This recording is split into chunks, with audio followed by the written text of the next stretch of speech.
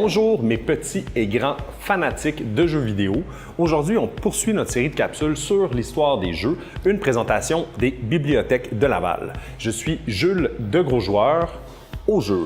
Maintenant que Nintendo a prouvé à tout le monde qu'il y avait un engouement monstre pour les jeux vidéo, les compétiteurs, tous japonais, ont commencé à se multiplier.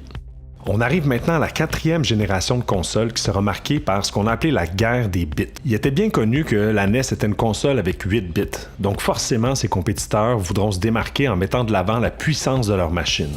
Alors que les bits ne sont qu'un facteur parmi d'autres qui détermine la puissance d'une console, c'est l'argument de vente principal qui sera utilisé pour promettre une performance supérieure. Parce qu'il s'agit bien de ça en fait, c'est une guerre marketing. Cette génération verra apparaître en ordre chronologique la TurboGrafx-16, la Genesis ou Mega Drive de Sega, la Neo Geo de NEC, la Super Nintendo et le Laser Active de Pioneer. Sega ira même jusqu'à s'attaquer directement à Nintendo dans une campagne publicitaire sans pitié qui dira que Genesis does what Nintendo don't. Ou encore, la Genesis fait ce que Nintendo fait pas. C'est aussi à cette époque qu'un nouveau support voit le jour, le CD-ROM. Celui-ci permet d'emmagasiner une quantité inédite de contenu, soit plus de 600 MB comparativement à environ 6 MB sur une cartouche régulière de Super Nintendo. Bien que tout ce stockage permettra d'ajouter des voix enregistrées ou encore des vidéos, il ne garantit pas pour autant des jeux de qualité. De plus, les consoles mettent beaucoup plus de temps à accéder à l'information sur un CD, ce qui ajoute de très longs temps de chargement.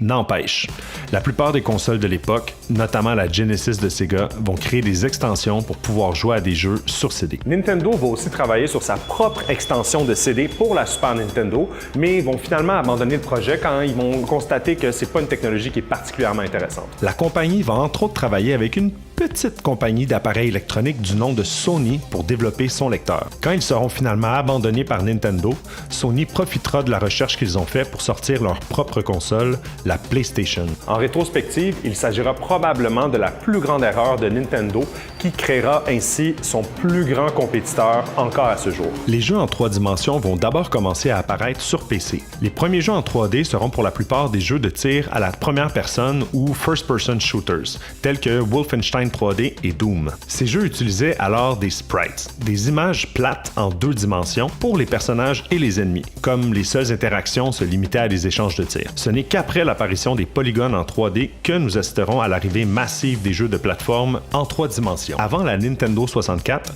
la compagnie réussit avec brio à produire un jeu complètement en 3D, soit Star Fox. Ils vont réussir à effectuer cette prouesse technologique à l'aide d'une puce spéciale implémentée directement dans la cartouche de jeu. La 5e génération de consoles consistera principalement en un duel entre la Nintendo 64 et le nouveau poids lourd de l'industrie, la PlayStation. Cette dernière l'emportera haut la main avec environ 3 fois plus de ventes.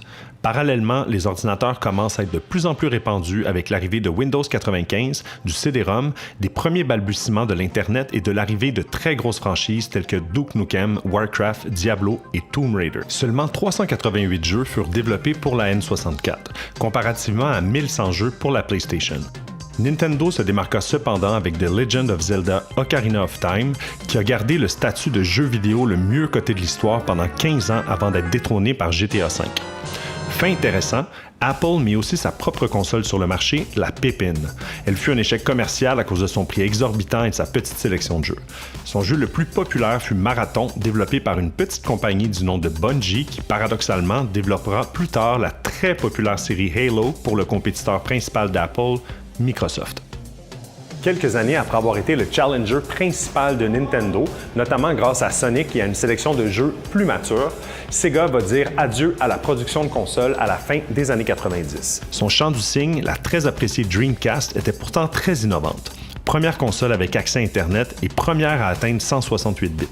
C'est aussi la première console de la 6e génération qui comprendra la PlayStation 2, le GameCube ainsi qu'un nouveau joueur, Microsoft, avec sa Xbox. La Dreamcast fut néanmoins un échec commercial, ce qui força Sega à se retirer du marché des consoles pour se concentrer uniquement sur le développement de jeux. Cet échec est principalement attribué au manque de bons jeux exclusifs à la console.